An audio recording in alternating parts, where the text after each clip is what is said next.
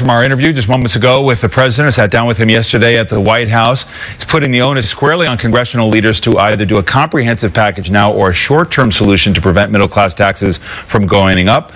Joining me now, NBC News political director and our chief White House correspondent, Chuck Todd, NBC News special correspondent, Tom Brokaw, author of the best-selling New York Times best-selling book, Thomas Jefferson, The Art of Power, John Meacham, columnist for the New York Times, David Brooks, and presidential historian, author of the Lincoln biography, Team of Rivals, Doris Kearns Goodwin. Welcome to all of you. David Brooks, let me start with you. My big takeaway, the president is setting a tone here with Republicans, putting them on notice that, yes, taxes are going to go up, and that he's going to drive a pretty hard bargain on a lot of different issues rather than try to bring them into the fold. He doesn't feel like compromise is going to work at this point. Yeah, well, first, let's say what's happening in Washington right now is pathetic. When you think about what the Revolutionary generation did, what the Civil War generation did, what the World War II generation did, we're asking not to bankrupt our children, and we've got a shambolic, dysfunctional process. Now, I think most of the blame still has to go to the Republicans. They've had a brain freeze since the election. They have no strategy. You don't know what they want, and they haven't decided what they want.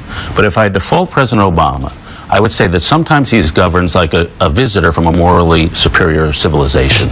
He comes in here and he will not, he'll talk with Boehner. He won't talk with the other Republicans. He hasn't built the trust. Boehner actually made a pretty serious concession, $800 billion in tax revenues, probably willing to go up on rates. But the trust wasn't there to get that done. And if the president wants to get stuff done over the next 4 years, it's got to be a lot more than making the intellectual concessions. It's got to get to the place where Republicans say, okay, we'll take a risk, and this guy won't screw us. They do not feel that right now.